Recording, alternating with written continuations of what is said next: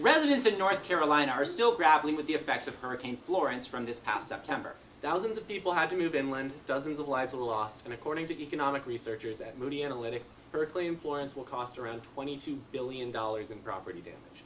$22 billion. For $1 billion, you could buy the entire New Orleans Pelicans, the basketball team with the most terrifying mascot in the entire NBA. So for the cost of damage of Hurricane Florence, you could buy the New Orleans Pelicans 22 times. And here at Last Week Tonight, we did it! Please say hello to 22 New Orleans Pelicans! Nope, we did not do that. This is not Last Week Tonight, and we do not have the budget for that. Then what did I spend our entire show budget on? You bought a single dead pelican, and I got rid of it because it was disgusting. For more on this, please welcome our senior environmental correspondent, Ronnie Boratyn, everybody!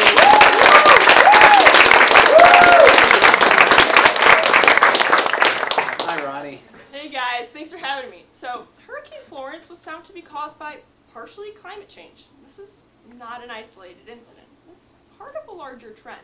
Coastal communities are increasing risk of devastation due to ocean warming and sea level rise caused by climate change, according to the Union of Concerned Scientists. Which, by the way, weird name for a group. The Union of Concerned Scientists. There are no other groups that describe how their members are feeling.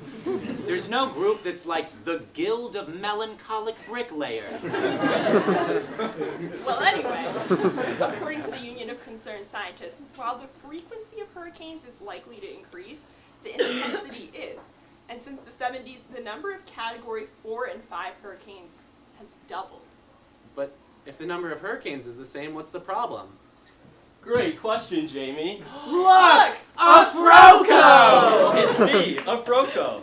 My Froco duty is to teach you all about safe drinking. However, my civic duty is to teach you about the perils of climate change. So I've decided that I'm going to do both at the same time, and it's not going to be confusing at all. So,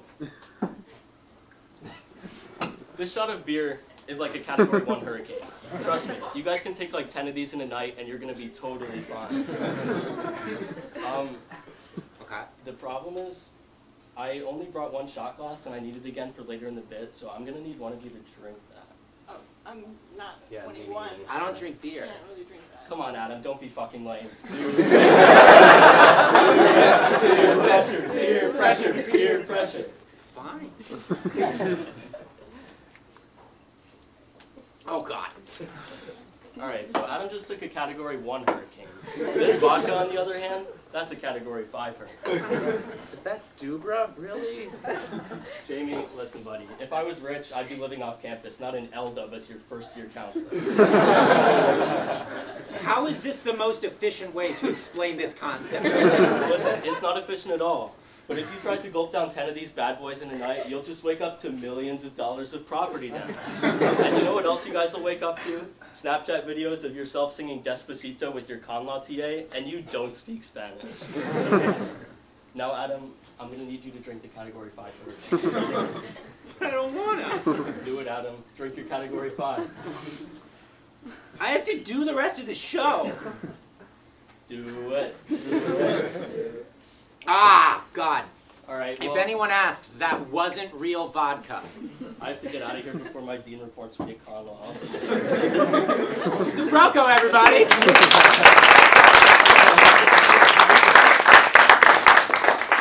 And here's the thing. Hurricane Florence cost $22 billion, and it was a Category 1. Are there any signs of improvement? According to a recent report by the North Carolina State Commission, sea levels may rise up to 39 inches by the year 2100. I don't know, that seems like a really, really long time from now. I know that seems far away, but it still matters, because if you're 20 now, you'll be 102 by then. And I don't know about you, but I don't want to spend my golden years wearing floaties as I watch my beloved ranch-style home sail off into the Atlantic.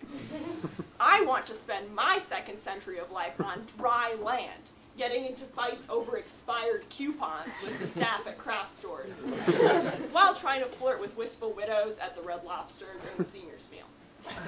Just like everybody else. So is the North Carolina government doing anything about it? Not really. A 2012 law requires that the state and local agencies develop policies without using scientific models that indicate sea levels are rising. The policy requires that you only use historical data, which doesn't account for the fact that the rate at which sea levels is rising is accelerating. Even though scientists know that historical data is far worse at predicting what will happen than modern scientific models, they still have to use it. And how are politicians supposed to write scientific policy without scientific data?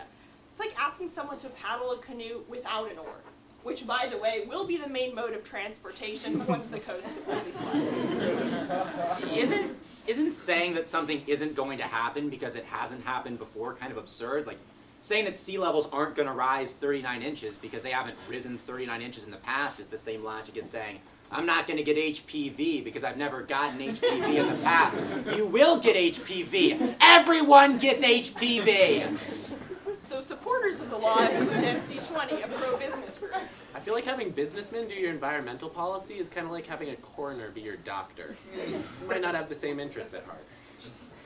But the problem extends way beyond North Carolina. Another Southern governor, Rick Scott of Florida, has told his staff he would prefer them to not use terms like climate change. He won't use the term climate change? I thought liberals were the ones that are too sensitive about terminology.